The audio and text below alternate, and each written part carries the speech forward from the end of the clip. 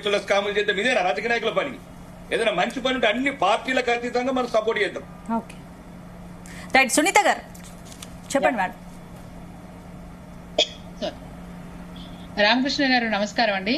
చాలా మంచి విషయం చెప్పారు. హెచ్ఎండిఏ ఏజెన్సీ సంబంధించిందే ఈ హైడ్రా కూడా, ఇది ఇతరతర కొత్తదేం కాదు అని చెప్పారు. అదే నేను ఈ రోజు క్వశ్చన్ చేస్తా ఉన్నాను. ప్రభుత్వంకి చిత్తశుద్ధి ఉంటే ఒక మంచి సంకల్పం ఇది.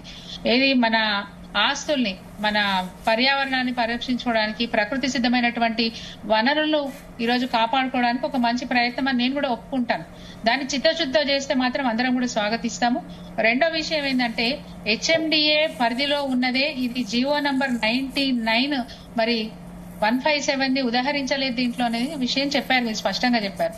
నా క్వశ్చన్ ఏంటంటే హెచ్ఎండిఏలో ఉన్న అధికారులు చేయలేకపోతున్నారా ఈ పనిని?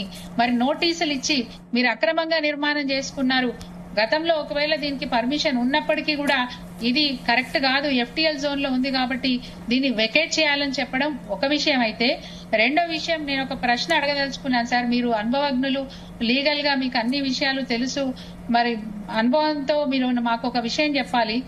ఎక్కడైనా సరే కొత్త ఇరిగేషన్ ప్రాజెక్టులు నిర్మాణం చేసినా, లేకపోతే రోడ్ వైడనింగ్ చేసినా, కొత్త కొత్త ప్రాజెక్టులు ఏం నిర్మాణం చేసినా ఎవరైనా భూమి కోల్పోతున్నారు అన్నప్పుడు, ఒక స్ట్రక్చర్ కోల్పోతున్నారు అన్నప్పుడు వాళ్ళకి కాంపెన్సేషన్ ఇవ్వడం అనేది మరి ఒక ఏమంటారు అది ఆనవాయి.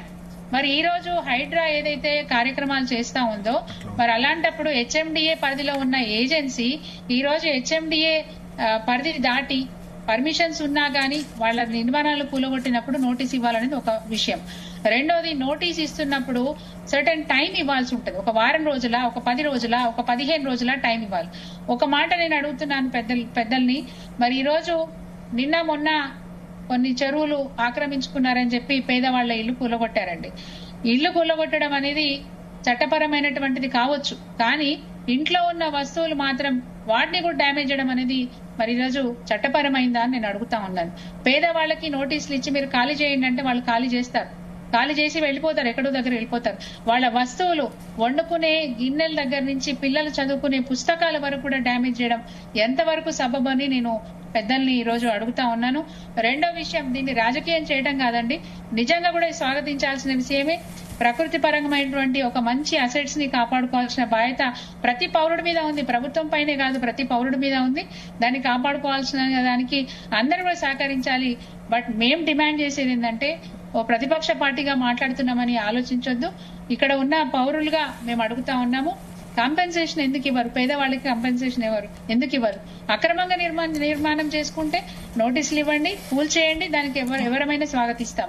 కానీ పేదవాళ్ళు ఇల్లు కూల్చేటప్పుడు వాళ్ళకి కాంపెన్సేషన్ ఇవ్వాల్సిన బాధ్యత ప్రభుత్వం మీద ఉంది. రెండో విషయం ఏంటంటే, ఇల్లీగల్ కన్స్ట్రక్షన్స్ చేస్తున్నప్పుడు ప్రభుత్వము ఆ ఇల్లీగల్ కన్స్ట్రక్షన్స్ ని కూలగొట్టడమే కాకుండా సరి అయిన మార్గంలో ఎవరు తప్పు చేసినా ఆ తప్పుని వాళ్ళకి తెలియజేసి ఆ తప్పును సరిదిద్దే ప్రయత్నం ప్రభుత్వం చేయాలి తప్ప ప్రభుత్వమే తప్పులు చేసుకుంటూ పోతే మరి ఎవరు క్వశ్చన్ చేస్తారనే మాట నేను అడుగుతా ఉన్నాను. ఈ రోజు ప్రభుత్వం తప్పులు చేయకుండా ప్రజలకి అనుకూలమైనటువంటి నిర్ణయాలు తీసుకుంటే ఎవరైనా సహకరించవలసిందే, అది ప్రతిపక్షమే కాదు, ఎవరైనా సహకరించవలసిందే. అందుకు ఎప్పుడైనా గానీ సహకరించడానికి ప్రజలు సిద్ధంగా ఉండవలసిందే. ఈ రోజు జీ తెలుగు వారు కల్పించిన అవకాశాన్ని బట్టి నేను వినమ్రంగా ఈ ప్రభుత్వాన్ని కోరుతా ఉన్నాను. పేదవాళ్ళకి కష్టాలు పెట్టకుండా వాళ్ళకి కాంపెన్సేషన్ ఇచ్చి వాళ్ళకు రీహాబిలిటేట్ చేయాల్సిందిగా కోరుతా ఉన్నాం. పెద్దలు ఎవరైనా కబ్జాకు గురి చేస్తే తప్పకుండా వాళ్ళ మీద యాక్షన్ తీసుకోండి.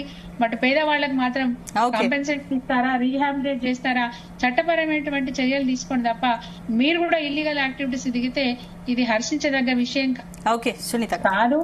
సుప్రీం కోర్టు గాని ఎవరైనా సరే చెప్పింది ఏంది, అక్రమ నిర్మాణాలు ఉండకూడదు, చెరువులను కాపాడాలి, ప్రకృతిపరమైనటువంటి అసెట్స్ ని కాపాడాలనే విషయం మరి సుప్రీంకోర్టు చెప్పింది.